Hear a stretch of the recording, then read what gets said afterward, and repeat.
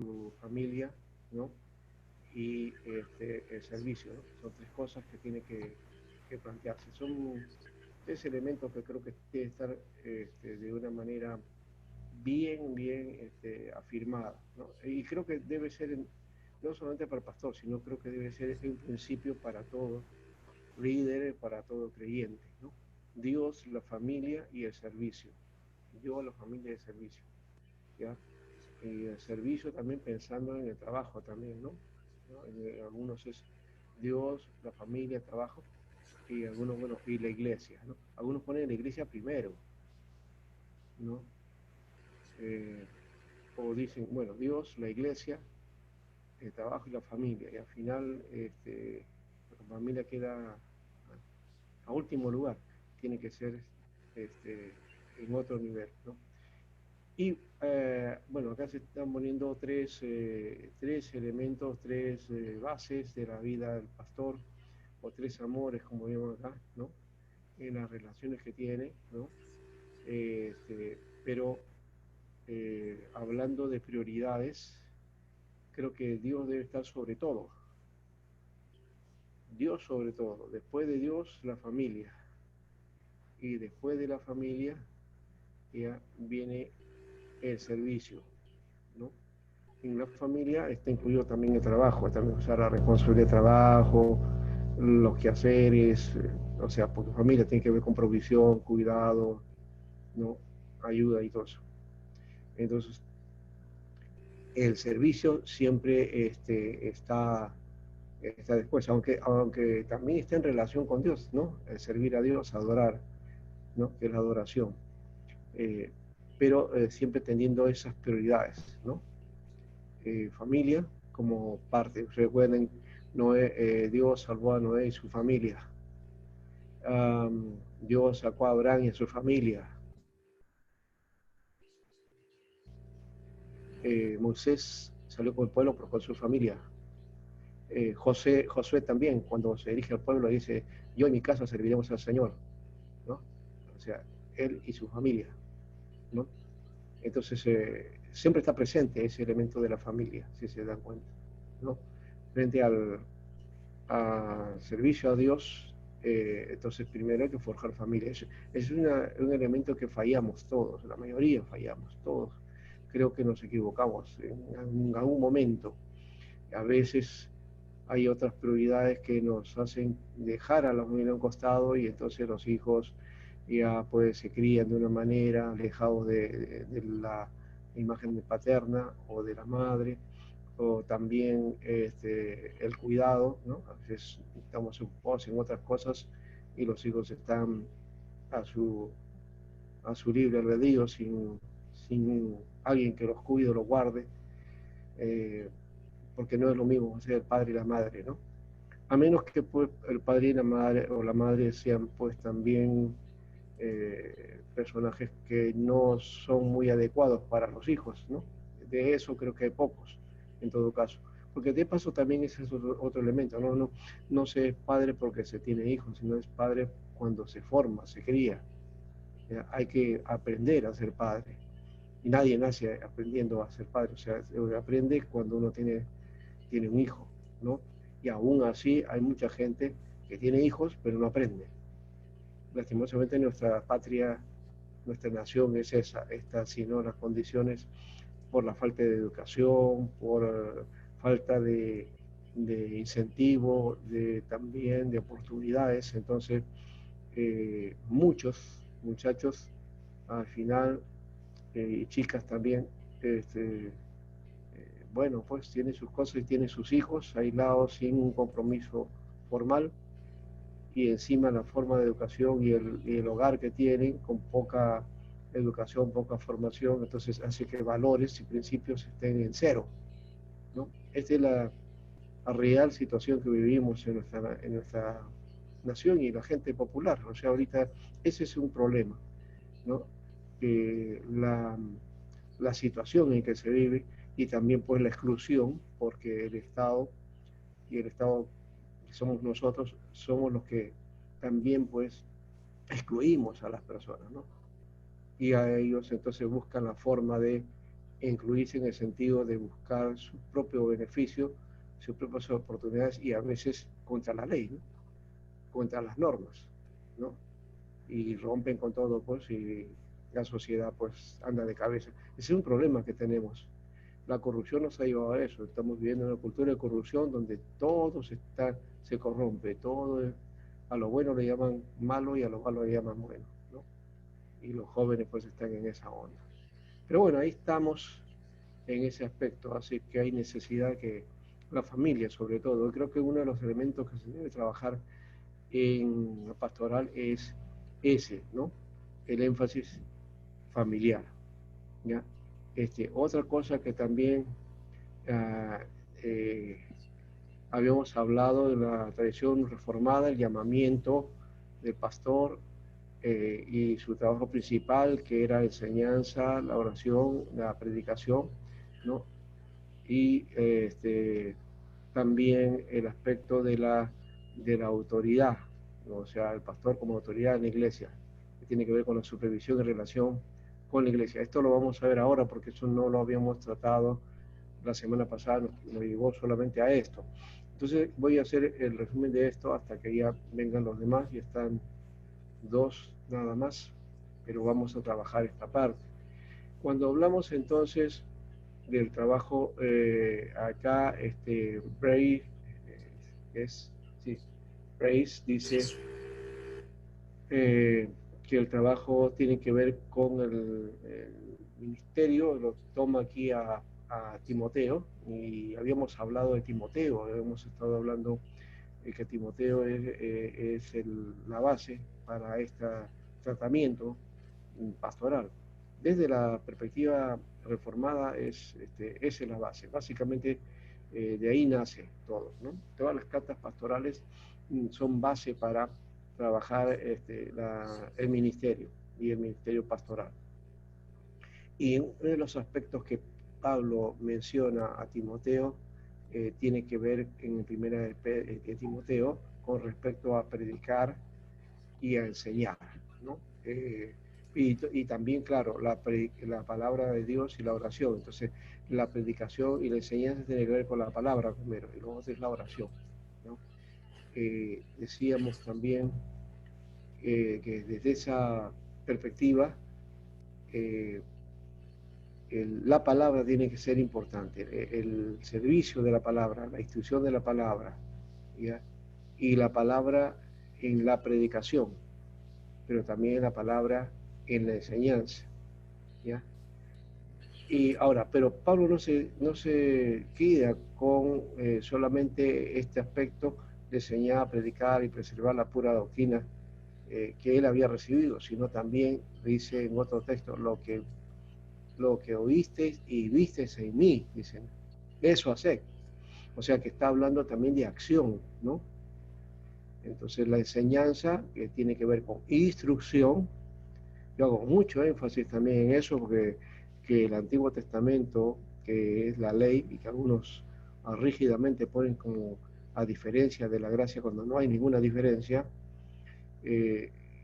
cuando hablamos de ley estamos hablando de instrucción, de formación, de enseñanza, de guiar, de una práctica pedagógica que hace Dios, ¿no? Porque comienza a trabajar con su pueblo desde abajo, desde los inicios, desde el comienzo.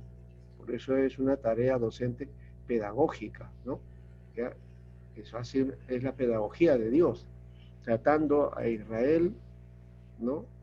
Poquito a poco hasta que ya le pide también responsabilidades y le pide también, entonces, como digamos, va y le pide cuentas al pueblo, ¿no? De lo que ha hecho con la palabra de Dios. Entonces, ¿por qué? Porque ya hay una demanda, ¿no? Pero antes ha habido un tratamiento de Dios, ¿no?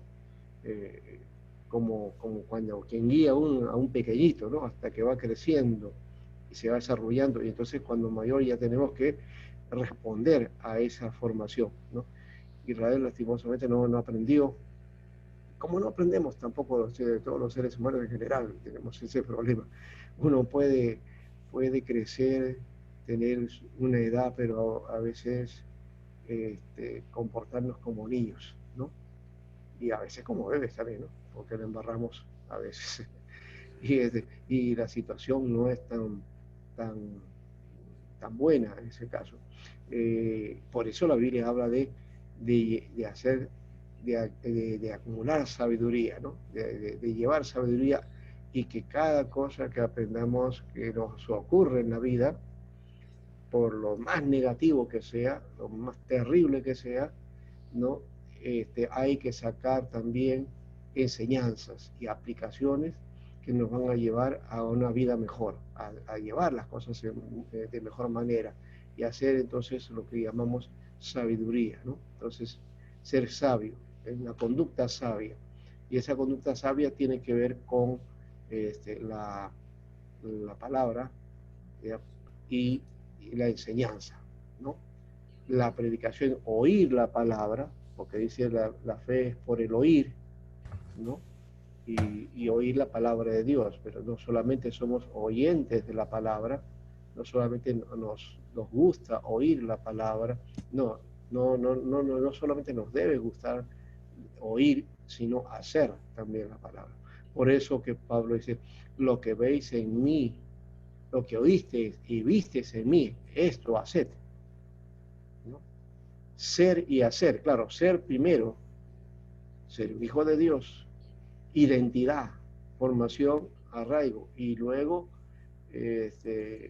los frutos correspondientes en la vida, ¿no? los hechos. Claro, a veces nuestro carácter nos juega, a veces otras cosas que hay en la vida como que nos rompen todo este criterio, y a veces digo, uy, Señor, ¿cómo? Yo soy hijo tuyo, soy cristiano, y ya pues ya lo hice. Y después dice, bueno, ¿qué voy a hacer? Ya pido perdón a Dios y ya. Pero no es tan fácil así tampoco. ¿Ya? Hay que tener la responsabilidad. Una de las cosas que creo que hay que aprender, y yo creo que todo este tiempo, gracias en alguna manera por la pandemia, porque el que no aprende de todo esto, entonces no somos seres humanos, la verdad.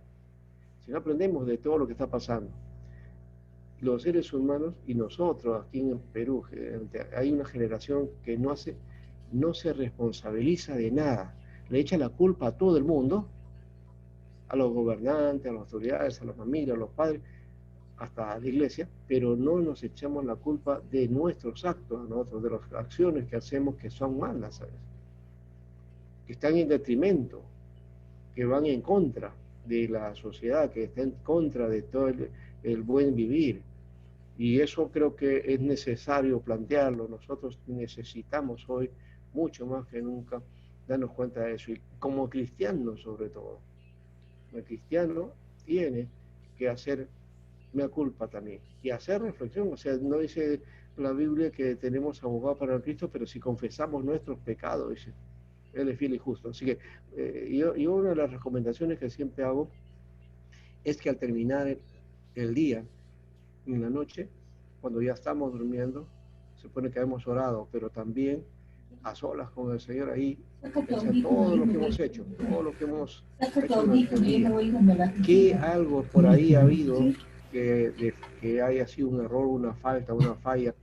Reconocerla delante de Dios y hacer un acto de retroflexión y acto de contrición, de decir, Señor, no lo vuelvo a hacer más. Permíteme, Señor, y hazme que tú, por tu Espíritu, me redarguya para no hacer de nuevo el error que he cometido, la falla o el pecado, ¿no? Cualquiera que sea eso, la categoría de la situación que he cometido. Entonces, uno tiene que tomar esa parte, saber, entonces, que Dios nos pide cuentas, así como Adán, ¿no? Adán dijo, ¿cómo? Yo te dije que no comieras del fruto de este árbol. ¿Y qué dijo Adán? La mujer que me diste, ella me dio a comer. Y ella agarró y Dios le dijo, no, es que fue la serpiente. Y la serpiente ya no le echó la culpa a nadie, bueno, no había a nadie que culpar. pero el asunto es que como que eso, no queremos reconocer, cuando nos descubren algo, no reconocemos nuestra falta, nuestra falla. Y esto está muy enraizado en nuestra sociedad peruana, lastimosamente. Al día que aprendamos entonces a reconocer y también entender al otro que también es una persona que es digna, como porque es ser humano, criatura de Dios. Hay una cuestión que creo que hay que borrar de la imaginación nuestra y de nuestra mente como cristianos, porque hemos dividido la gente de esta manera. Nosotros somos cristianos, somos los justos. La gente que no tiene Cristo es pagana, pecadora, es mala. Dividimos así el mundo. Pero y miramos al otro ya de mala manera, cuando ese otro necesita de Cristo. Y es criatura de Dios, porque es creación de Dios, es hecha a imagen de Dios, también es imagen de Dios. Por lo tanto, si es imagen de Dios, también debo respetarlo y debe darle la dignidad que corresponde como ser humano, ¿ya? Tolerarlo, ¿ya? Y predicarle la palabra en esa dimensión para que él también conozca al Señor, porque también nosotros estuvimos así en un tiempo, ¿o no? También estuvimos en esa condición, en oscuridad, ¿ya? Nos predicaron. Entonces hay que hacer eso antes de decirle, oye, tú estás en mal camino, arrepiéntete y qué sé yo, y otras cosas, sin explicarle todo el proceso de lo que es el Evangelio y la oportunidad que tiene de un cambio y de una nueva vida, ¿no? De una nueva condición. Creo que ahí tenemos que aprender a la cuestión de la evangelización, que necesitamos mucho. Pero también ese es un trabajo, pues es el trabajo de servicio que como pastores tenemos que hacer y enseñar a la congregación, ¿no? Porque hemos sido muy estrictos. Entonces exigimos santidad de nosotros mismos y santidad a los demás y nos apartamos de lo que decimos mundo para no tocarnos con la gente porque ellos son pecadores. Pero tenemos que llegarnos a ellos porque tenemos la palabra. Y entonces para nosotros como iglesia, predicación y enseñanza, afirmación del Señor, pero también para el ministerio, para servir. Tiene su sentido eso, ¿no? Para servir, para dar entonces la palabra.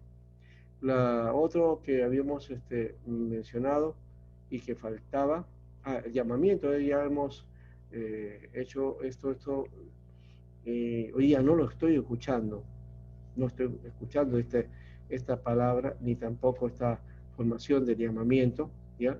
Que tiene que ver con un llamamiento sobrenatural por medio de la revelación especial, Dios hablándote a ti, pero también hablándote en su palabra, ¿no? Y entonces ese llamamiento interno y el llamamiento externo, que implica que la iglesia va a reconocer que tienes un llamado, que tienes una capacidad para el ministerio. Si no lo tuviéramos, entonces evidentemente tenemos que ocuparnos en otra cosa, ¿no? ¿Para qué hacer esto que no sería lo adecuado? Necesitamos entonces saber y estar con la convicción de que Dios eternamente, un llamado especial nos ha hecho de todo lo que es el llamado de Dios, porque la iglesia es llamada, toda la iglesia es llamada, hay un llamamiento, ¿ya? Somos llamados a ser santos, somos llamados a ser de la iglesia, somos llamados para estar en Cristo, ¿no? La iglesia implica la asamblea, ¿ya? La asamblea de los convocados, la asamblea de los llamados. A mí me gustaba mucho este entrenador de Perú, antes del actual entrenador de la selección, no me acuerdo ahorita el nombre del anterior, Marcarián, creo que se llama así, Marcarián, que era evangélico, ¿ya? Y bien evangélico, ¿eh? bien convertido, ¿ya? Que comenzó a promocionar a la selección, tratando de sensibilizar a todo el Perú, ¿ya? De que todos somos la selección, todos somos llamados a apoyar a la selección, ¿no? Y entonces salía en la televisión, dice, estos son los convocados, decía, ¿no? Estos son los llamados, ¿no? Y salía tal o cual persona, y creo que era para un comercial de no sé qué producto por ahí. Pero esa forma de comercial, de los convocados, los llamados, él lo estaba hablando en términos de la selección, ¿ya? Aplicado al comercio, pero es una aplicación en realidad que viene de la Biblia, ¿no es cierto? Porque no hay pueblo de Dios si no ha sido convocado. No hay pueblo de Dios si no hay llamamiento. No hay pueblo de Dios si la asamblea, ¿no? Los reunidos, los que están reunidos en Cristo, no están. Ahora, ojo, que yo no estoy diciendo lo que ahora estamos en algunas iglesias pidiendo por ahí, ¿no? Que hay que reunirnos. No, no está hablando de eso. La reunión en Cristo, porque dice, y dos o tres están reunidos en mi nombre, yo estoy en medio vuestro. La iglesia no lo hace la mayoría, ni tampoco un local.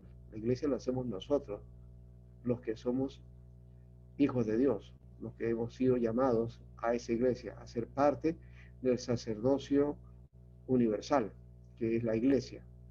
Entonces somos nosotros, llamados a eso, y por eso la iglesia hoy día está presente, aunque no visiblemente o físicamente, ya físicamente está en las redes, físicamente está en otros lugares, pero la iglesia está presente y hay libertad.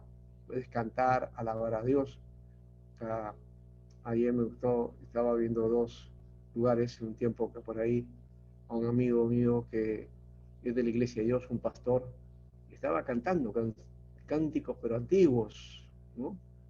Él solo, no como en otros iglesias donde ponen un ministerio, ponen alabanza, ponen un montón de cosas y luego predicador. No, él mismo estaba haciendo todo ahí, y la oración y todo eso, ¿no?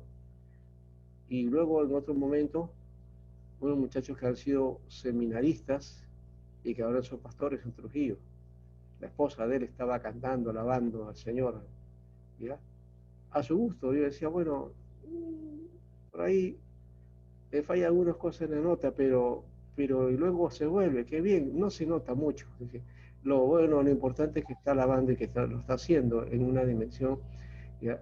Y acá hay libertad, pues se está alabando, se está haciendo, se está adorando al Señor, se está predicando.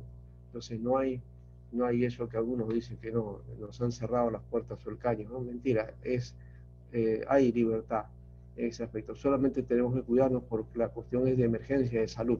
Si no fuera por eso, creo que todas las cosas serían normales, estaríamos haciendo todas nuestras actividades, pero es un problema de salud que es fuerte. Pero ahí está, pues, los llamados, también llamados a servir, ¿no?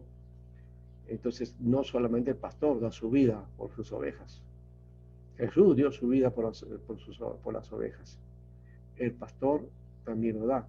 Pero todo líder, todo creyente tiene que dar su vida por causa de Cristo y por la obra. Y por la obra, cuando hablamos por la obra, no es estar metido en la iglesia y nada más, no. Es estar metido para que Cristo forme su vida en nosotros y para que esto se refleje y se vea y se muestre en la vida de la gente para compartir a otros el mensaje de Dios. El mensaje de Dios muchas veces no llega solamente por palabra, sino por acciones. Ahí está la iglesia tesalónica. La iglesia tesalónica dice no solamente de palabras, sino por hechos, por sus obras. Su fe, su convicción era seguro. La gente se convertía por las cosas que ellos hacían, no solamente por la palabra. La palabra sí era importante. La palabra los convirtió a ellos y ellos entonces comenzaron a vivir otra vida diferente. Y eso les llamó la atención a la gente de esa región que se convertían también, ¿no? Por eso Pablo dijo, cuando yo, ya ahora nosotros no tenemos que decir nada, porque ya toda esta región ha sido predicada, el Evangelio ha llegado a todos, porque ustedes han hecho esa labor, ¿no? Ya no tengo que decir nada, ¿no? Lo que tenía que decir Pablo es que sellar la convicción de esa fe que ha llegado a esa gente de Asia, de Macedonia, de Acaya y todos esos lugares. En fin, así está la cosa y creo que es importante entonces el llamado. El llamado es tal la convicción de que te hace ver que eres hijo de Dios y se muestra con hechos el ser hijo de Dios, ¿no? Ahora, ya entrando al tema que nos faltaba la semana pasada, bueno, como están tres, ya vamos nomás de frente, ya no podemos esperar a los demás. Vamos a ver sobre la autoridad. La autoridad también es otro elemento que debe tomar en cuenta el pastor, pero aquí hay, para darle inicio al asunto, quiero mencionar algo aquí. Cuando estamos hablando de autoridad, no estamos hablando de que el pastor tiene que siempre estar mandando o estar ordenando. ¿Ya? Porque uno piensa que es así, o que como tiene carácter fuerte, tiene autoridad. No, la autoridad no es porque tiene carácter fuerte, ni porque esté ordenando o mandando. Sí, el pastor tiene que poner pautas, a veces tiene que poner, bueno, esto por acá, aquí, tú vas a hacer aquí, tú vas a hacer allá, o se planea el trabajo, ¿no? Sí, es cierto, ¿ya? Pero más es supervisión y relación con la iglesia. Yo siempre he dicho que la autoridad, la autoridad tiene que ver con respeto, el respeto. Cuando no hay respeto se pierde la autoridad. Y la autoridad es ese hecho, vamos a ponerlo de esta manera, es aquello que constituye tu función, eres el ministro, eres el pastor. O sea, como pastor, entonces el reconocimiento de ser pastor, ahí está la autoridad. ¿Mm? No es tanto entonces lo que haga o diga el pastor, sino es el cargo, la forma en que manejas el cargo, la forma en que haces tu función, la forma en que muestras, ¿no? Esa autoridad que viene del Señor, ¿no? Eh, Antes de la reforma, entonces había un papa, ¿no? Y después de la reforma, como dice alguien, un papa en cada iglesia, ¿no? Y el papa se llama pastor. No siempre, a veces parece que funcionara así, ¿no? El pastor es el que tiene toda la palabra, todas las respuestas, y la gente va para eso. Y se entiende mal porque así no es. El pastor no tiene todas las respuestas, no tiene toda, digamos, la solución a los problemas, no, no. Es un ser humano, pero que te da la palabra, y ahí está la diferencia. La palabra le da la autoridad. El cómo enseña la palabra, eso le da autoridad. Cómo instruye, ¿ya? Eso es lo que le da la autoridad, ¿ya? Y cómo se ven los resultados en su ministerio, eso le da la autoridad, ¿no?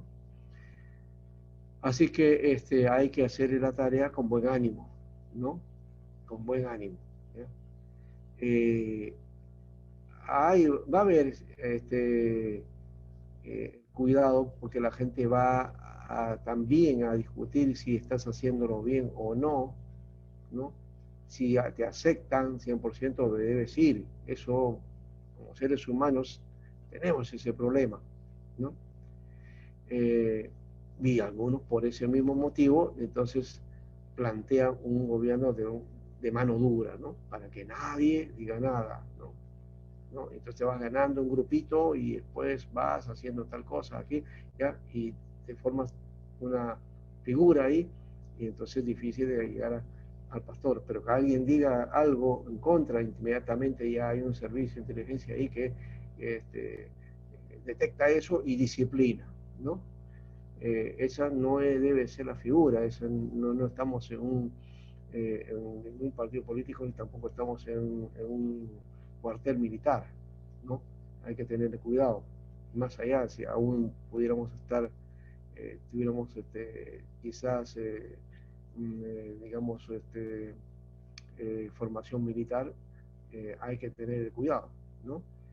Y así que basándose en ciertas enseñanzas bíblicas sobre la autoridad, dice y enseña que así deben ser las cosas en la iglesia, ¿no? ¿Por qué? Porque esto hay que hacer, ¿no? Y como digo, debe ser fuerte, mantener el control y de todas las cosas, ¿no? Porque, ese es un pastor, ¿no?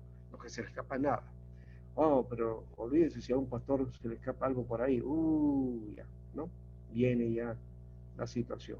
Pero por ese lado no es, si un pastor, vuelvo a repetir, da la palabra, enseña la palabra y practica la palabra, ahí está su autoridad. Esa es su autoridad, la guía del Espíritu Santo. ¿Ya? Bueno, esto que les digo también sucedió entre los discípulos, ¿no? Ellos también querían mantener un control estricto sobre todo lo que se hacía en el nombre de Jesús. ¿Se acuerda Marcos 9, 38, 41? A ver, ¿alguien pueda leerlo, por favor? Marcos 9, 38 al 41. ¿Tiene su Biblia ahí? Para que participe en esta parte. Y vamos a mirar entonces cómo es que la gente, en este caso los discípulos, se comportaban frente a ciertas personas, ¿no? Que decían seguir al Señor. A ver, vamos a ver.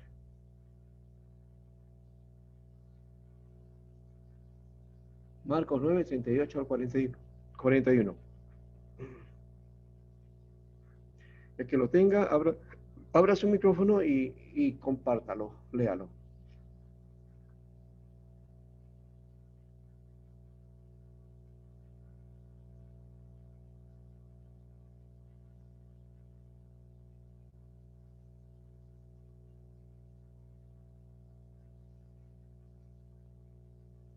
¿Ya lo tiene? O si no, acá está, ¿eh? Léanlo de ahí de frente si quieren. ¿Cuál dijo, pastor? Alejandrina, sí, aquí está en el segundo párrafo, del lado izquierdo en este caso. ¿Ya? En la segunda página, acá. Pero es Marcos 9. 9:38 a 41, ahí está. Ok, yo lo leo. Ya. Juan le respondió diciendo: Maestro, hemos visto a uno que en tu nombre echaba fuera demonios, pero él no nos sigue y se lo prohibimos porque no nos seguía. Pero Jesús dijo: No se lo prohibáis, porque ninguno hay que haga milagro en mi nombre que luego pueda decir mal de mí. Porque el que no es contra nosotros, por nosotros es. Y cualquiera que os diera un vaso de agua en mi nombre, porque sois de Cristo, de cierto os digo que no perderá su recompensa. Muy bien, ahí está el pasaje, ¿no? El celo de los discípulos, ¿no? Porque algunos veían que estaban haciendo, algunos otros que no estaban con ellos, estaban haciendo cosas en el nombre del Señor. Y ellos dicen, no, lo hemos prohibido a ellos, porque no están con nosotros. Pero el Señor les dijo, ¿qué cosa? El que no es contra nosotros, por nosotros es. En otro pasaje dije, y el que no solamente dice que nosotros, el que no es con nosotros, por nosotros, sino el que no recoge desparrama, dice, ¿no? O sea, hablando de que no está pues en el Señor, entonces no va a poder tener las capacidades de él, sino va a desperdiciarlas, ¿no?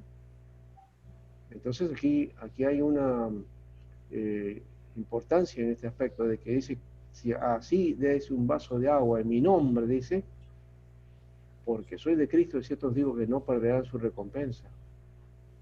Todo lo que hagas en el nombre del Señor, en Cristo, si son de Cristo, aunque no nos sigan a nosotros, a nuestra denominación u organización, eso, la iglesia sobrepasa eso. Y entonces tenemos que mirarnos más como hijos de Dios, como creyentes. Si esos están haciendo labor y están siguiendo al Señor, en buena hora, son hermanos nuestros, entonces hay que dejarlos que sigan. Y nosotros hacer nuestra labor también por nuestra cuenta. Pablo hacía eso. Él decía, yo no he sembrado donde otro ha sembrado. No tengo por qué sembrar ahí o tratar de cosechar eso, ¿no? Él sembró allá, bueno, cosechará también. Pero yo no me voy a meter ahí para entonces aprovecharme de eso que ha hecho el otro. No, yo me voy a otro campo. Donde no haya otro, ahí voy, ¿no? Qué bueno sería esa idea, porque hoy día, lastimosamente, en algunas iglesias se practica lo contrario, ¿no? ¿No? Entonces, en vez de hacer y ampliar la obra, agarras y enamoras a los hermanitos por acá y algo y te arrancas un grupo de gente y te la llevas y te formas otra iglesia, ¿no? Eso creo que no es un buen espíritu, ¿no es cierto? Y hay que tener el cuidado de respeto de alguna manera y de sujeción también al ministerio de aquel que Dios puso en el camino, ¿no? En la obra, ¿no? Entonces, así sea, no importa si el pastor no es bueno, no conoce mucho o no, o es limitado. Él es el pastor y hay que tenerle el respeto también, el cuidado. Claro. Ahí ya dije que hay un síndrome y tienen que cuidarse ustedes de eso.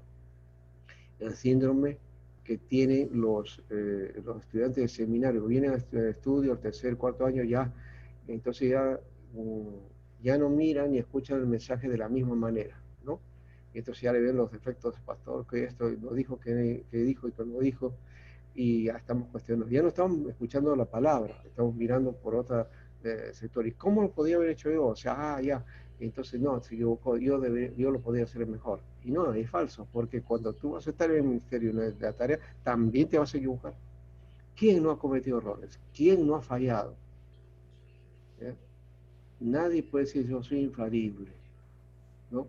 Como pastores, hasta el más grande pastor, el que puede tener un gran conocimiento, tiene sus fallitas también por ahí, a veces un laxus que se nos va y se acabó el asunto, ¿no?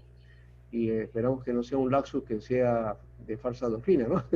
Porque en algunos casos ha habido esas cosas y entonces, oye, el pastor dijo eso que él, ¿cómo? Ya no está creyendo en tal cosa, ahora nos ha dicho tal, y de repente puede ser un laxus. No estoy haciendo alusión a ninguna cosa, por si acaso que haya sucedido en estos días o por ahí, ¿no? No, sino que, porque cada uno, ya hemos dicho, tenemos que responder a lo que hacemos y decimos. Si nos equivocamos, hay que corregirnos, ¿no? Es necesario, ¿cierto? Bueno, entonces, para los discípulos, lo más importante era la cadena de mando. Miren, algunos miran la iglesia de forma jerarquizada, ¿no? Y una de las jerarquías, la cabeza principal, el pastor, falso, la cabeza de la iglesia es Cristo. Ahí yo me hago ortodoxo, ¿no? Como cristiano ortodoxo. Los ortodoxos decían, Cristo es la cabeza, no es el papa, no es el superintendente o el presidente de la denominación, ni siquiera el pastor o obispo, no. No son la cabeza, no, son los que están a cargo de la obra en un lugar y que están puestos por el Señor, que es la cabeza finalmente, y se deben al Señor, tienen que responder a Dios. Todos tenemos que responder a Dios. Como pastores, como la autoridad es responder a Dios finalmente. Él es el que nos da la autoridad y cuando respondemos a Dios, entonces ahí estamos ejerciendo nuestra verdadera autoridad, ¿no? Así que, fíjese, este libro está diciendo, lamentablemente para muchos pastores este mando llega a ser más importante que la obra, o sea, mandarlo. Y esta posición de Jesús nos provee un contraste, porque Jesús vino a traer libertad, ¿ya? Y dice, los que echaban fuera de demonios y libertad para los que evitaban un vaso con agua, ¿no? Ahí no importaba la cadena de mando, ¿no? Eso lo hemos heredado de alguna manera, hemos dicho, de esa idea jerarquizada, pero que está muy ligada a la religión, especialmente a la Iglesia de Roma, ¿no? Porque es muy jerárquica, ¿no? Eh, para hacer ministerio, dice, tienes que ser ordenado ahí y tienes que haber recibido, ¿cómo se llama? El apostolado de Pedro, ¿no? Para seguir el sacerdocio, ¿no? Entonces tiene que ser, como Pedro lo puso ahí en autoridad, Jesús lo puso, entonces todos los que han hecho son autoridad legítima. Eso es lo que reclama la Iglesia de Roma. Como la Iglesia Reformada se salió de Roma, entonces algunos dicen, los pastores, no, ellos no tienen la autoridad de Pedro. Pero no importa, pues, Pastor, yo disculpe, prefiero no tener la autoridad de perdón, Pedro. ¿Ah? ¿a qué se refiere cuando dice aquí para los discípulos lo más importante era la cadena de mando? A eso, pues, a la jerarquía. O sea, que hay jerarquías, Ah, ¿no? ya, ya. Ya. En las Mm, iglesias sí se necesitan, por supuesto, pastor, consistorio o junta ujú. directiva, ¿no? Los diáconos, los líderes, ya, cada uno tiene su función, ¿ya? Pero la cadena de mando plantea esto, ¿no? Lo que dice la cabeza, lo que sigue el otro cuerpo, luego el orden que dan ellos a los otros, que tiene que cumplirse, de lo que está diciendo desde arriba, y todos trabajan así, ¿ya? Y después tienen que dar cuenta si lo han hecho así. Y si no han hecho de acuerdo a como está arriba, entonces tiene su sanción, ¿ya? Entonces hay que respetar las cadenas de mando, ¿no?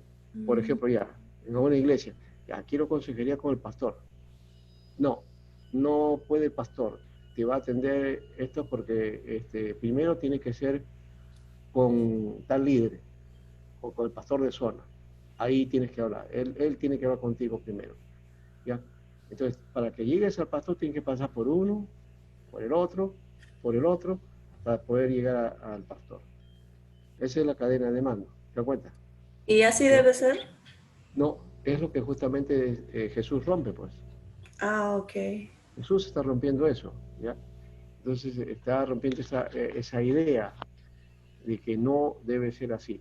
No estamos diciendo que hay respeto, que hay instancias, sí hay instancias de gobierno, hay instancias de trabajo dentro de la obra, sí, ¿ya? Pero se trabaja en Claro. conjunto y todos en una sola visión, que es la visión de toda la iglesia, no de uno solo, Mm. no es de una sola cabeza, ¿no? Eso hay que tomar en cuenta, es todo el cuerpo. Y ahí están los ancianos, ¿no? Que concuerdan y acuerdan las propuestas para mejor del trabajo de la iglesia. En este caso, podría también ser líderes, ¿no? O el equipo pastoral, en fin, ¿no?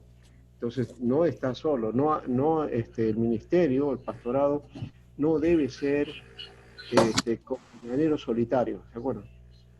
Hubo una serie antigua, un personaje se llamaba Llanero Solitario, pero alguien me dijo de esa manera, pero ni el llanero solitario estaba solo, porque tenía Es su al costado a caballo. un servidor, ¿no? Que llamaban Toro, ¿no? Un nativo americano, ¿no? Que le llamaban Toro. Así que llanero solitario y Toro, y el Toro estaba ahí. Claro, estaban sus caballos y los demás, pero también estaba Toro que lo acompañaba. Entonces el Toro, el llanero solitario no andaba solo. Entonces, eso me hace recordar a un pastor que ya está en la presencia del Señor, pero que le llamaban así, pues le decían llanero solitario. ¿Ya? ¿Por qué? Porque siempre andaba con su toro, dice, ¿no? ¿Y por qué? Porque el hermano que lo acompañaba, a todas partes lo acompañaba, se apellidaba Toro. Entonces le decían así, ah, este es el llanero solitario, porque es el único pastor que tiene su toro. Bueno, es una broma. Para De todas todos. maneras, ya, de todos modos, el asunto es que hay, hay la necesidad entonces de reconocer que la obra es producto de la presencia del Espíritu de Jesús, del Espíritu Santo, y eso es lo que más importa. O sea que los que estén haciendo la obra, los que estén a cargo de todo esto, tienen el Espíritu de Cristo, tienen el Espíritu Santo y son guiados por el Espíritu Santo, ¿correcto? Esa debe ser, y el trabajo en Correcto. armonía. Y en sujeción, someteos unos a otros en el temor de Cristo, es sometiéndonos unos a otros. Los hermanos de la iglesia sometidos al ministerio del pastor y de la junta o los presbíteros, uh, y también ellos sujetos y sometidos a la iglesia, ¿no? O sea, es un sujetimiento, eh, digamos, de ambos lados, ¿no? De ambos lados, ¿ya?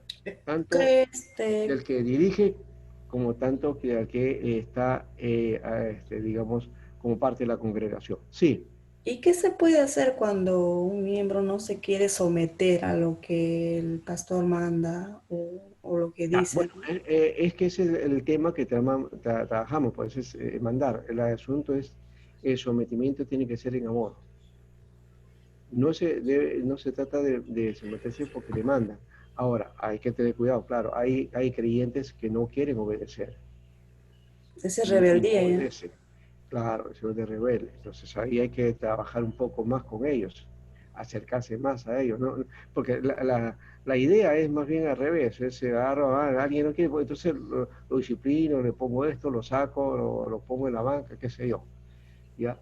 y lo castigamos en parte, ¿no? Y por último le ponemos una marca para que de repente vea, ya ve, él no Venganza. se quiere someter. Pero Venganza. la idea no es esa, es tratar de ganarlo, Claro, claro. tratar de ganarlo, Es tratar de ganarlo de esa acercarse manera, más, pues, ¿no? acercarse con él y hay que ver cuál es la falla o dónde está el asunto de por qué no quiere someterse. De repente Claro, porque ha tenido una mala imagen del pastor o porque en algún momento alguien le dijo algo o porque él observó algo y ya se hizo una idea, ya, y no lo ha declarado bien y entonces comienza a reaccionar. Entonces hay que tener ese cuidado. O sea, la pastoral es acercamiento. La pastoral bueno, es estar ahí, acercarme y la oveja que es más chúcara, ahí pues que a ver qué le ha pasado. De repente esa oveja chúcara que está ahí, que se mueve mucho, y de repente, se mueve porque tiene una astilla de repente, ¿no? Y hay que sacarle la astilla, ¿no? O de repente se le ha entrado algo en el ojo y comienza a estar ahí moviendo la cabeza. Entonces hay que ver si algo le está molestando porque no percibe bien, no mira bien. claro. ¿Ya? Entonces hay necesidad de plantear el trabajo con sabiduría, ¿ya? No es tan fácil eso, hermanas, no es tan fácil. Yo les digo eso porque una vez un hermano había sido dañado muy fuertemente en una iglesia. Eh, yo llegué a pastorear a él y bueno, la mayoría de los hermanos me miraban con un poco de recelo porque algunos habían sido heridos. Entonces, tratando de sanear esa situación ahí. Y uno se me pegó por ahí, esto muy bien, pero en un momento de reacción él tenía una carga fuerte en su corazón porque un pastor anterior, más antes de que yo llegara, había tratado mal. Primero lo acogía en su casa, en el momento en que creo que falleció su mamá, creo así. Y como eran muchachos él y no tenía nada y el papá estaba fuera del país, entonces el pastor le dijo, bueno, vénganse a la iglesia y aquí se quedan, pues, y los acogió en la iglesia, pero esa acogida poco a poco se fue convirtiendo al revés, porque comenzó el pastor ya a maltratar a este hermano, entonces, y un día agarró y lo trató y los botó, los sacó, ¿ya? Y un día él también tenía ministerio, y en el caso de él, le había encargado una obra y esa obra estaba creciendo, ¿no? Así que era una iglesia una obra, además no había ni siquiera iglesia, pero creció tanto en ese lugar, ya, por el ministerio de él.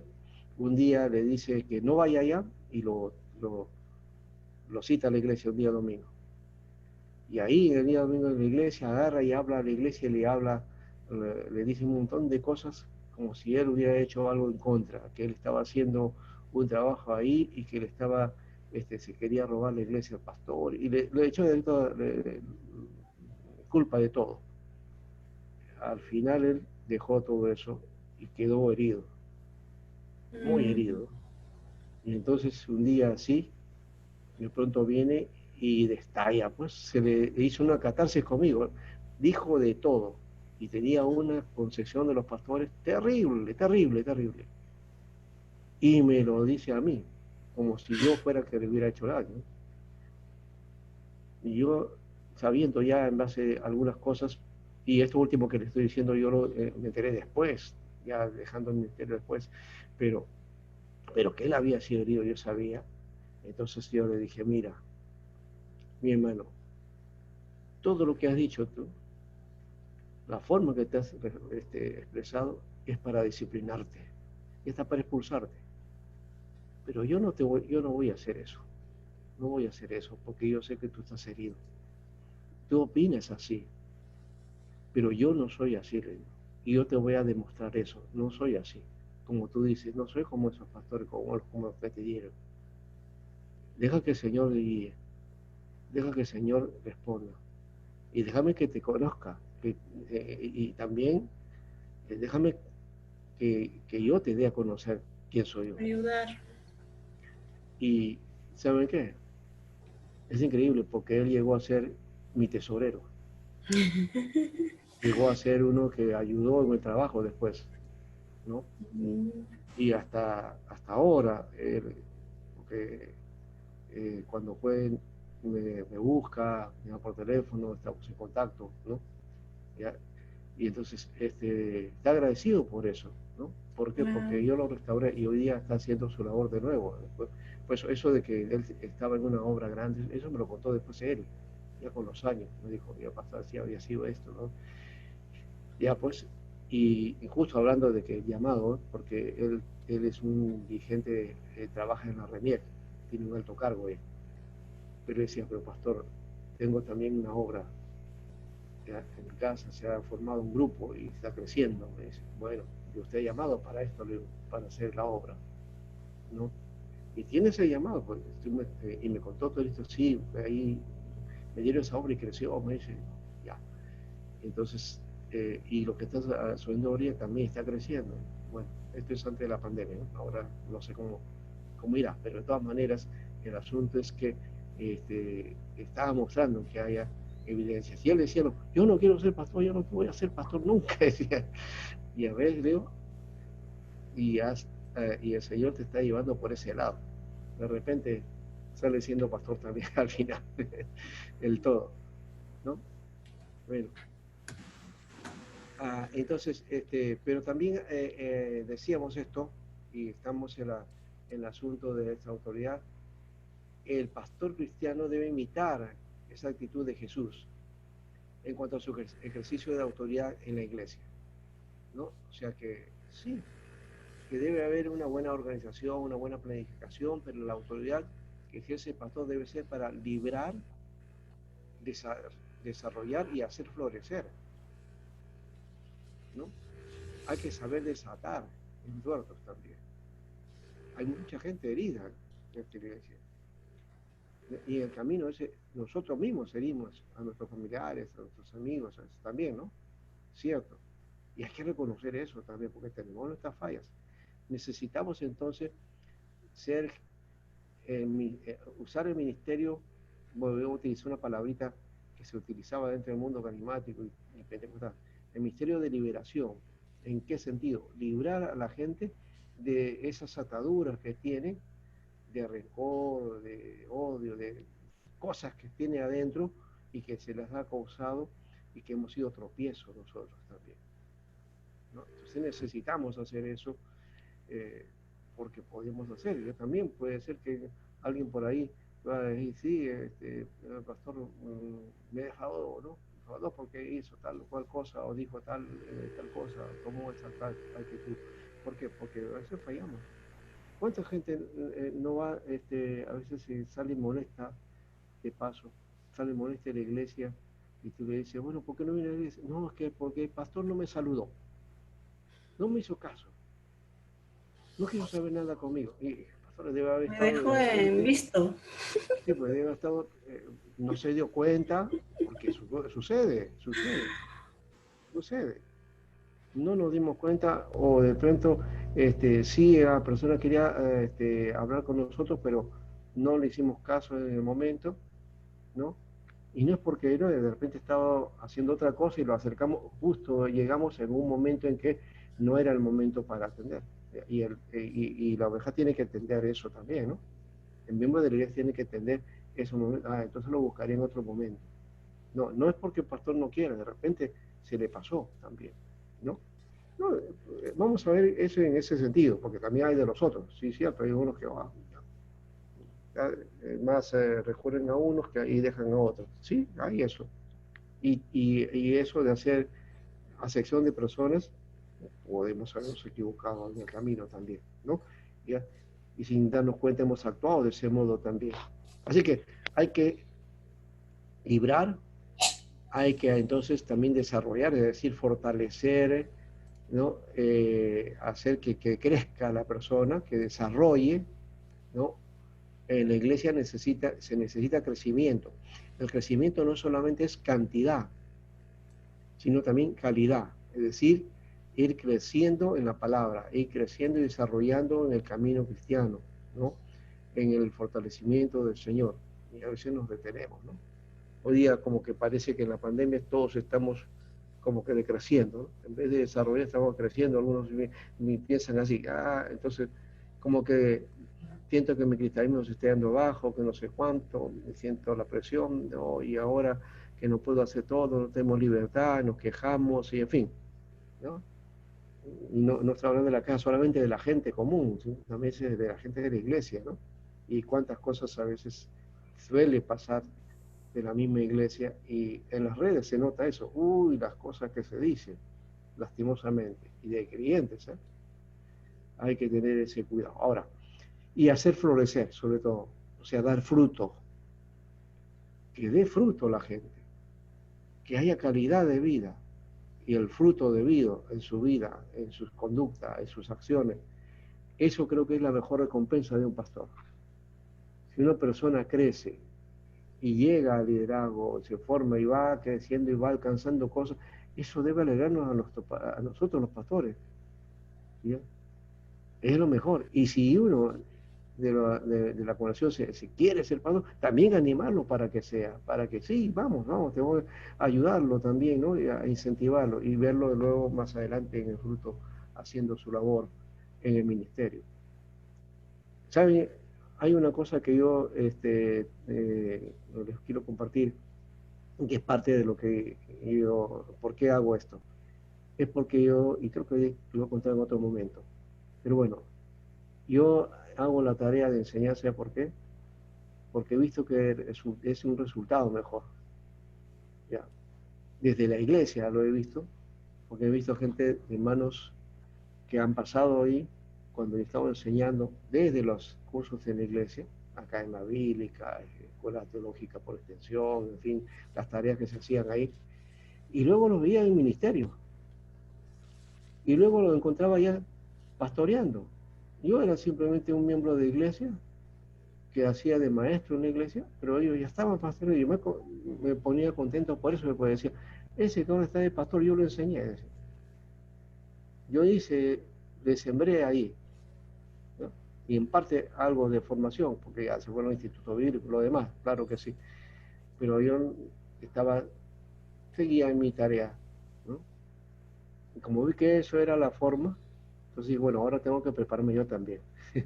Y me preparé, me formé y todo lo demás, ¿no? Entonces, pero eso fue mi incentivo, de alguna manera, ¿no? Ahora, entonces, lo segundo es la supervisión. La supervisión tiene que ver entonces con este, eh, la enseñanza bíblica en cuanto a la naturaleza de la iglesia, qué cosa es la iglesia, qué entendemos por iglesia, eso tiene que estar bien claro para un pastor. Si uno no está definido en lo que es la iglesia, entonces, y que somos como iglesia, entonces ahí va a tener un problema, ¿no? Y aquí está, 1 Corintios 12, 12 al 31 y Romanos 12, 3 al 8, que habla del cuerpo de Cristo, ¿no? Son importantes para nuestro entender de quiénes somos como una iglesia. Y añadiría también Efesios, el capítulo 1. Todo miembro tiene su don y su rol en la iglesia. Y no hay ninguno que sea más importante que el otro. Todos son importantes. Todos los miembros son importantes, hasta el más pequeño, el más sencillo, ¿no? Y hoy día también inclusive hasta el recién convertido, nuevo también. Desde el nuevo, todos son importantes. No debemos dejar de lado a nadie, ¿no?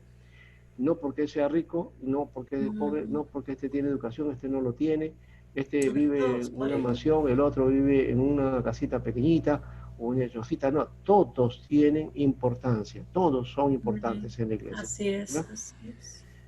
Ahora, eh, es tan importante entonces que hablemos de la estructura de la iglesia y de la iglesia primitiva, cómo se constituía.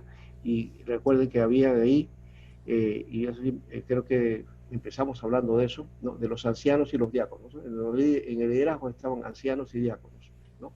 Presbíteros y diáconos, o obispos también, ¿no? Ya. Y en cada iglesia había Hechos 14, 23, 1 Corintios, 1 Timoteo 3, 1 al 13, Tito 5 al 16, ahí encontramos esto, ¿ya? Y, y estas iglesias sean gobernadas de esa manera. Cuando hablamos de gobierno, estamos hablando de que está administrando, ¿no?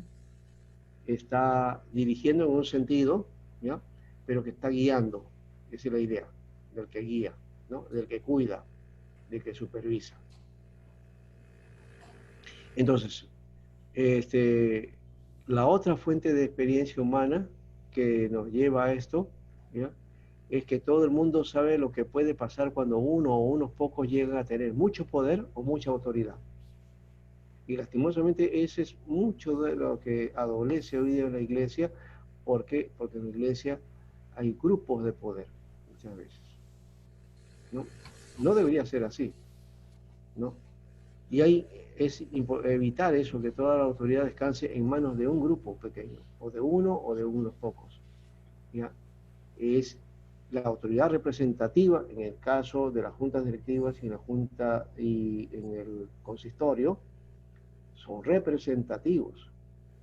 Pero la iglesia, finalmente la congregación es la asamblea y hay que respetarla, finalmente, ¿no? Entonces, aquí habla que el pastor en la iglesia reformada está bajo la supervisión del comité o consistorio, ¿ya?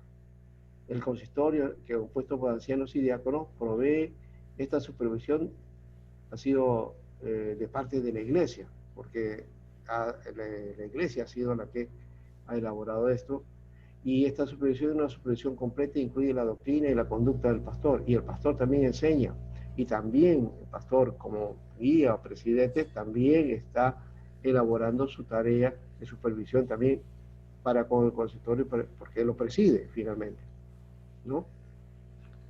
Y en las juntas directivas también debería ser, aunque en el modelo preside ahí, pero no es parte de la junta directiva, o sea, es el pastor y su junta directiva. En el caso de la iglesia presbiteriana es el consistorio. Y el pastor, el presidente del consistorio, dirigente, y que hace de pastor docente, ¿no? Ahora, si el pastor enseña algo que no concuerda con la Biblia, ¿no? O no se somete a las normas bíblicas en su conducta, ¿no?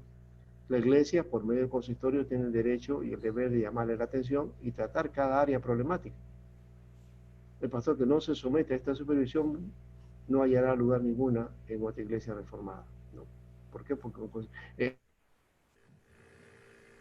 de paso es el consistorio que es fuerte en ese sentido dentro de la tarea de la iglesia reformada, ¿no? Esto en la práctica a veces ha sido mal utilizado, y es por eso que hay unas iglesias que agarran y trabajan con otro modelo, ¿no? En donde el pastor ejerce más poder, ¿no? Entonces, más dominio.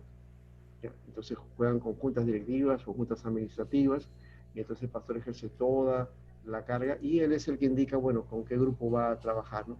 Tiene su gente, va, y ya está. Pero generalmente es el que dirige, ¿no? Ese es en las iglesias no reformadas, ¿ya? Entonces, estoy diciendo en esos modelos. El caso de la iglesia metodista, me parece, el caso alejandrina, es de forma episcopal, ¿no? ¿Ya? Es arriba, o sea, hay una cierta jerarquía también en la iglesia metodista, ¿no? Entonces, está el obispo, ¿no es cierto? El pastor y todo, entonces el pastor es el que tiene la voz cantante en alguna manera, ¿no? Pero tiene su nota directiva y apoyo y de trabajo, ¿no? Entonces, hay que entender esa forma también, ¿no? No es que todas las iglesias tienen el mismo formato de gobierno, ¿no? Entonces, la forma también de atender y la forma de responder al trabajo pastoral desde esa dimensión es diferente, ¿no? Entonces, hay gobierno congregacional, hay gobierno episcopal, hay gobierno presbiteriano, ¿no?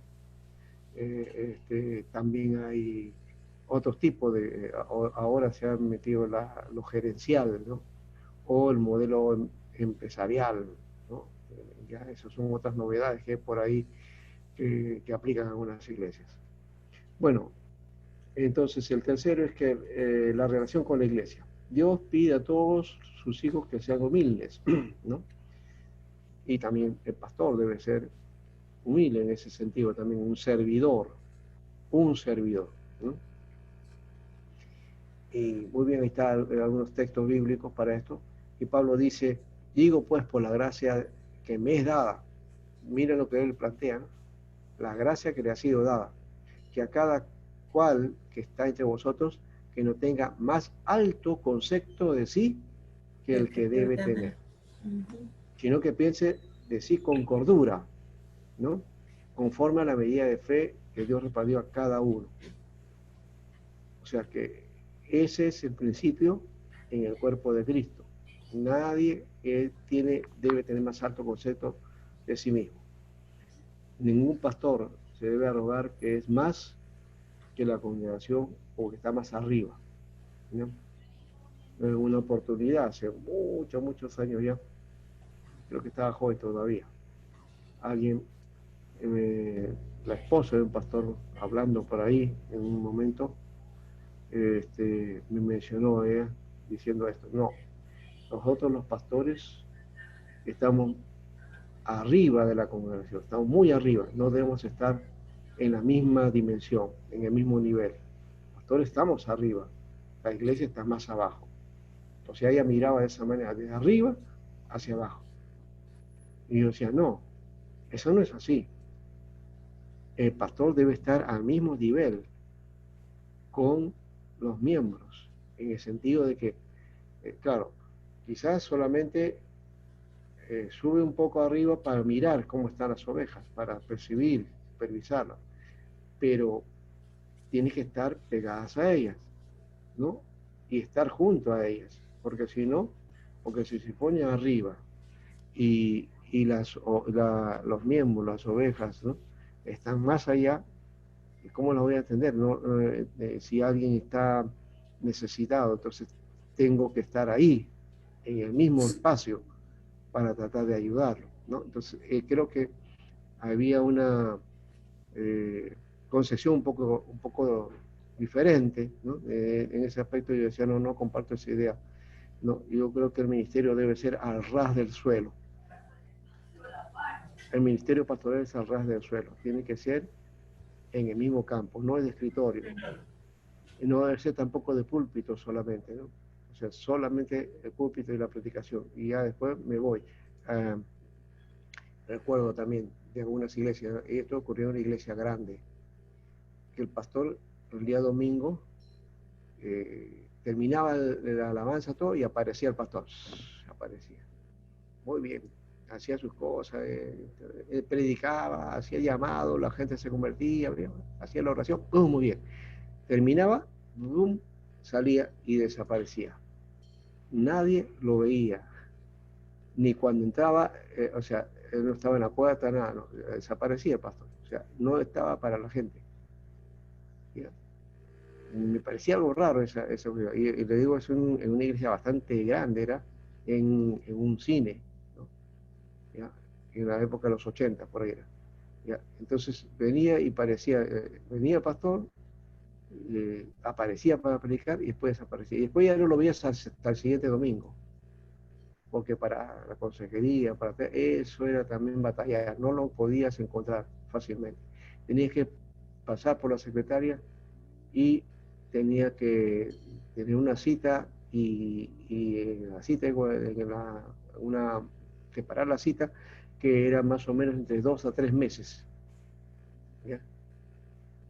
Imagínate. Entonces ya a los 3, 4 meses ya tu problema, ¿no? ¿Dónde estaba? En fin, pero ese es, no estoy jugando, simplemente era una forma, ¿no? Pero que no es la más adecuada, ¿no? O en todo caso, si el pastor no puede atender, pues entonces que delegue a otros, ¿no? O a otros pastores que puedan atender esa necesidad, porque no se puede esperar, ¿no? En fin, ahí estamos, ¿no? Yo sigo en tono de broma, le digo acá, Pablo no quiere decir que uno piense de sí mismo con gordura, ¿no? No hay que pensar con gordura, porque a muchos hermanitos también a veces se les va, y pastores también, ¿no? No, muy gorditos, muy gorditos.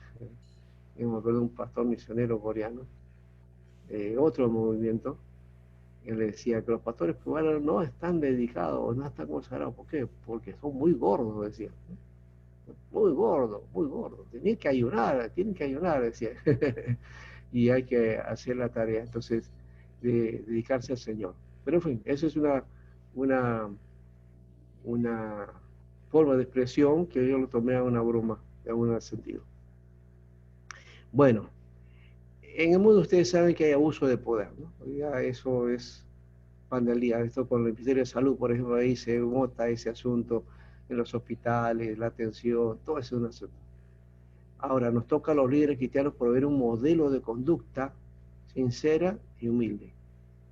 El modelo de servicio en la iglesia debe ser diferente a lo que el mundo te ofrece. Muchas veces nuestro ministerio es muy semejante a las actitudes que tiene cualquier autoridad en el mundo, ¿no? Y hay que tener cuidado de eso, ¿no? No somos así, la iglesia es algo diferente, la iglesia desde esa perspectiva es superior, como iglesia, o sea, como iglesia tiene que mostrar algo distinto, ¿no? Entonces no debe mezclarse las costumbres del mundo, sino mostrar las evidencias que somos hijos de Dios y andar en armonía.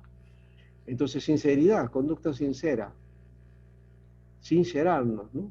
No tratar de mostrar una actitud más eh, como piadosa, pietista o algo así, ¿no? Tendemos a eso generalmente, ¿no? Entonces creemos que el Espíritu Santo te está guiando y te sientes como, ¿no? Como que hay una santidad tal que parece que estás volando, ¿no? Está en el aire, ¿no? Esa figura, no, somos de carne y hueso, ¿no? Y ser humildes también, ¿no? Para saber expresarnos bien. Si, por ejemplo, alguien dice algo que no está bien, le dice, oye, eso está muy mal, oye, te estás equivocando. No, ¿qué se pasa? Ah, yo sé más que él. No, nada de eso. Ni nadie sabe más ni sabe menos. Cada uno tiene su lugar y hay que respetarnos unos a otros, ¿no? El propósito del Evangelio no es de separar al pueblo de Dios, sino de unificarlo. Pero nos explica cómo llevar a cabo ese ministerio. En 1 Pedro 5, 2 y 3 nos dice que apacentemos la grey que está entre vosotros, mire por eso, que está entre vosotros, ¿no? Cuidando de ella, dice, no por fuerza, no por fuerza, no forzar a nadie, sino voluntariamente. ¿Está bueno? Saber mandar también es parte de ese asunto. Porque yo mando, ya, ahora tienes que hacer, te estás forzando. No, sino voluntariamente, que tiene que nacerle a él, que tiene que darle ese aspecto, o sea, buscar al miembro, a la persona de tal manera, incentivarlo, ¿para qué? Incentivarlo para que haga algo y que tú le estás diciendo algo, pero lo toma como que es suyo, ¿no? Y lo hace con voluntad porque lo ha tomado como suyo, ¿no? Para sí, ¿no?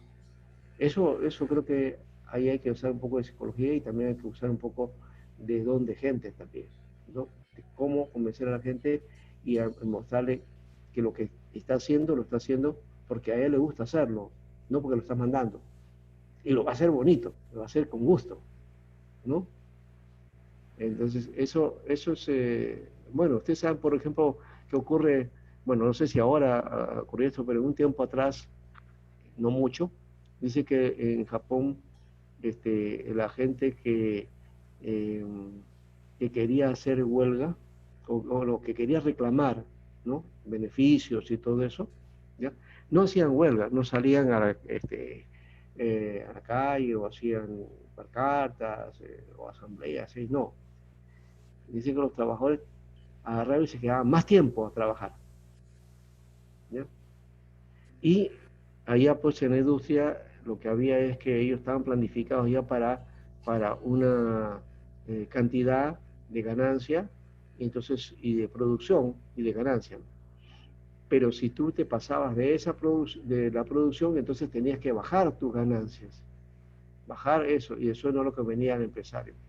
Entonces, eso vieron, pues agarraban, trabajaban más horas, producían más, y entonces le decían, no.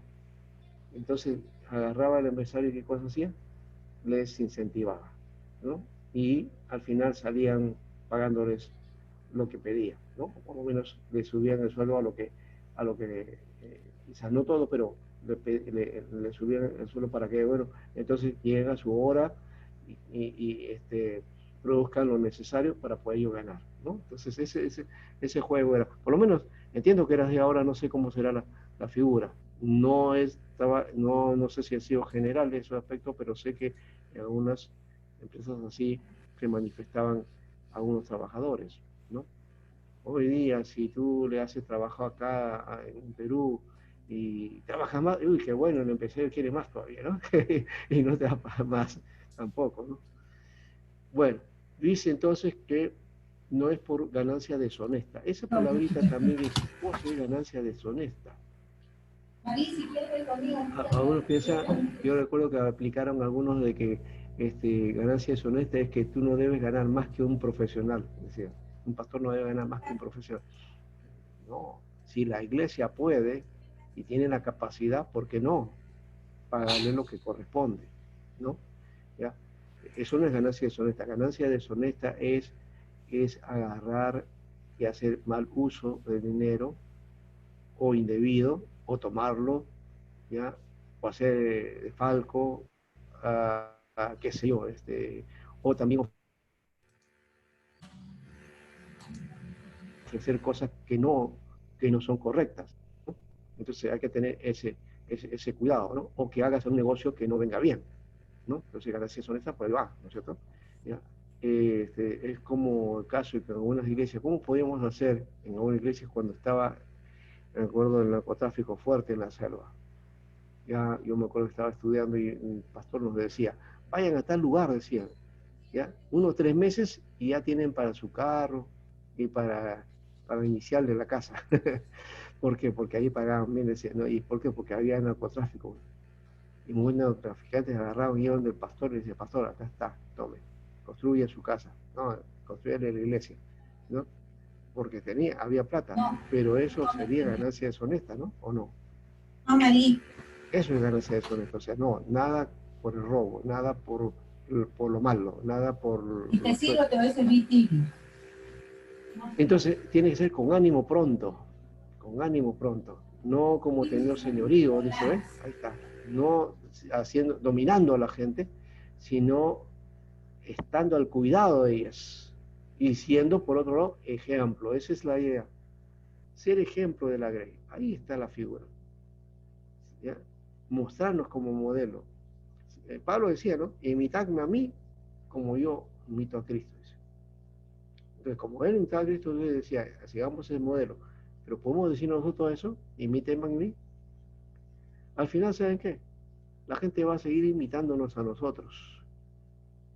Si seguimos o no, y somos ejemplo o no, nos van a seguir a nosotros y nos van a imitar, porque eso es psicológico. Y van a hacer lo que, si tú haces, ellos también instintivamente hacen lo mismo. Muchas veces vas a ver el error en ellos y no te das cuenta que eso ha nacido de ti mismo. Es tú que has impartido eso. Entonces la huella está ahí. Entonces por eso, ¿qué enseñamos? Somos de ejemplo en la Grey. ¿Para qué? Para que la conducta sea agradable, buena y te valoren desde esa dimensión, ¿no? Eso creo que es necesario entonces para un ministerio, ¿no? Bien, aquí creo que vamos a terminar esta parte, ¿ya? Y, y vamos a ver también la preparación, los requisitos del oficio del pastor, ¿ya? Para trabajar este aspecto también, ¿ya? Eh, no sé si podemos descansar acá o una pregunta, las preguntas que siempre hacemos, ¿ya?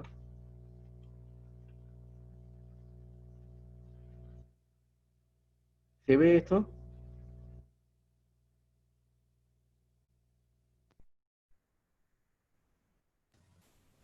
Yo creo que la clase ha estado bien clara, pastor, y bueno, se entiende, ¿no? Cómo uno debe trabajar cuando uno empieza a trabajar en la iglesia, ¿no? Con los miembros, cómo tratarlos y cómo acompañarlos cuando uno entra en rebeldía y todo eso, ¿no? Es muy importante Así es. para el crecimiento de la iglesia. Sí, y no solamente lo estoy hablando de teoría, porque muchas de las cosas que le estoy diciendo yo lo he puesto en práctica, en acción, ¿no? Claro, Y bueno, me han dado resultados de alguna manera, ¿no? Me han dado resultados exacto. y por eso que lo comparto, ¿no? Y por eso en la pastoral, en la teología pastoral, los objetivos serían elevar la calidad del ministerio pastoral frente a los desafíos actuales y la mediocridad con que se hace el ministerio, porque sí, es verdad eso, ¿ya? Hay pastores y pastores. Generalmente miramos la figura nomás, ¿no? ¿ya? Pero muchas veces es más este, los reflectores, ¿no? Pero ¿cuánto de evidencia es del ministerio? Eso se ve en la gente, en la congregación. Por otro lado, es profesionalizar el quehacer pastoral para ofrecer la mejor propuesta cristiana en una cultura cada día más exigente. Cuando hablamos de profesionalizar, no es que el pastor sea un profesional, sino que el ministerio tenga la capacidad, ¿ya? Y la exigencia que el mundo requiere, o que se requiere, porque el nivel que debes tener, ¿no? El nivel que debe tener un pastor. Eso creo que es necesario. Y bueno, eso es mi lucha todavía, creo que no lo hemos alcanzado del todo. Yo recuerdo, creo que he hablado de él también, ¿no? De Rabino Broster. A mí me llaman la atención los rabinos. Los rabinos tienen una capacidad y conocen su tema, conocen la tarea, pero también pues dominan de todo, ¿no? De todo. De música, de ciencia, de arte, de medicina, de literatura, de historia, de geografía, de antropología, de cultura, sociología, economía, política, todo se maneja, ¿no? Conoce bien, porque está preparado en esa dimensión, pero como pastores también necesitamos conocer estas cosas. Uno dice, no, pero eso no es tarea de pastor. Sí, es tarea de pastor. No, la tarea de pastor es solamente espiritual, cuidar las almas. Sí, pues esas almas comen, esas almas sienten, esas almas perciben, esas almas trabajan, esas almas tienen heridas, tienen conflictos, tienen situaciones. ¿Cómo los voy a ayudar? ¿No? Allá, yo oro, leo mi Biblia, les aconsejo, les doy una palabra, un texto bíblico y que lo apliquen. Si fuera así, entonces, qué bueno, pero no es así siempre. ¿Ya? Sí hay la oración, sí hay que dar consejos con la palabra, pero también hay que trabajar otras áreas donde uno pueda pensar y trabajar para que el creyente entonces desarrolle también y salga de su situación, ¿no? ¿Cuántos pastores tenemos que conocer, por ejemplo, temas de familia? ¿Cuántos pastores deben conocer más sobre temas sobre jóvenes? Otros especializados en niños, otros especializados en ancianos, hoy día que necesitamos mucho de la tercera edad, ¿no? Otros dedicados a universitarios, otros a obreros, otros a profesionales, otros a los caballeros, en fin, las áreas que de trabajo que podemos hacer, hay una infinidad de especialidades que podemos trabajar ahí, ¿no? Y se necesita entonces una tarea de especialización. Lo otro es desarrollar la acción pastoral desde su carácter de ciencia con categoría teológica plena, teniendo en cuenta la vocación y el llamamiento al ministerio. Y cuando hablamos de ciencia estamos hablando de conocimiento, ¿no? A la luz de la teología. La teología es conocimiento, también es análisis de investigación a la luz de la palabra, a la luz de la revelación, qué nos dice la palabra frente a una situación, ¿no? Entonces hay que tomar en cuenta esto, ¿ya? Y hay que ver también, por otro lado, ya hemos dicho también esta estructura interna que es acercamiento, el acercamiento a la congregación, las carencias notables que tiene, ya hemos dicho también las limitaciones que a veces se tiene. Cuando tiene un grupo pequeño es fácil de llegar. Cuando ya se ha pasado el grupo 200, 300, 400, 500, ya se necesita de más apoyo, más ayuda. Uno solo no va a poder hacer. Y las concepciones insuficientes también, ¿no? ¿Qué concepciones tenemos acerca de la iglesia? ¿Qué tenemos sobre pastoral? A entender más allá, porque la pastoral creo que en un nivel de teología pastoral tenemos que hablar de una pastoral que está en construcción. En construcción. ¿Por qué? Porque hay muchas cosas que tenemos que ir anexando a la tarea del pastor, que de repente a veces van a ser novedosas, que van a ser diferentes, ¿no? Ya creo que ustedes escucharon el trabajo que hizo el pastor Bernardo cuando estaba hablando de los medios, ¿no? De la radio, de la misma televisión, que necesita ahí, entonces, manejar otros conceptos, ¿no? No podemos llegar con lo mismo que hacemos en la iglesia, sino distinto, ¿no? Entonces, con una faceta diferente, ¿no? Entonces hay que trabajar ese aspecto. También hay que mirar los contextos históricos socioculturales, a eso nos debemos, o sea, cuando trabajamos en una zona, en qué zona trabajamos, cuál es el lugar, y conocer la forma de pensar de la gente, la forma de vivir, sus costumbres, sus gustos, sus disgustos también, ¿no? Sus problemáticas, sus situaciones, a veces los conflictos sociales también que pueden haber, ¿no? O problemas sociales que hay en un sector, que a veces es más recurrente en uno que en otro, ¿no? Y también hay que ver otro elemento, el origen fundante de la pastoral. Está en la primacía de la palabra sobre todo. Lo otro es la herencia pastoral de los padres de la iglesia. Los padres de la iglesia ahí fueron formando, enseñando, instruyendo, nos dejaron tareas, ¿ya? Fueron los que formaron a la iglesia por medio de los concilios, desarrollaron la teología, la doctrina.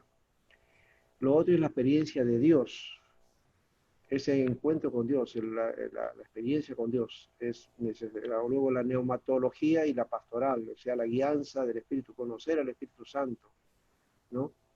Ser guiados por Él. En la vida de la comunidad creyente también, ahí estamos hablando de la iglesia y la comunidad de fe, ¿no? Donde el creyente, el pastor es uno más, aunque sea el pastor, pero también es oveja, ¿no? Para que se deje pastorear por el Señor. La celebración litúrgica también de la fe está en la Santa Cena.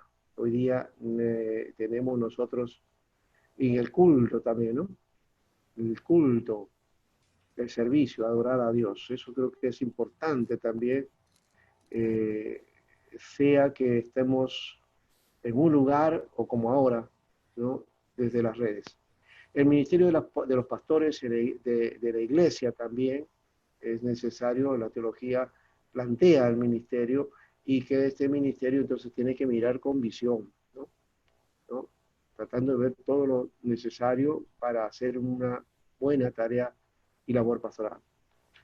El otro es la sabiduría de los teólogos, cuánto se plantea dentro de la perspectiva de la teología, la pastoral, ¿no? La pastoral que tiene que eh, dar cuenta de las situaciones que ocurren. Por ejemplo, necesitamos una pastoral para Latinoamérica, necesitamos una pastoral para el Perú, pero también para el Perú necesitamos una pastoral en la costa, en la sierra, en la selva.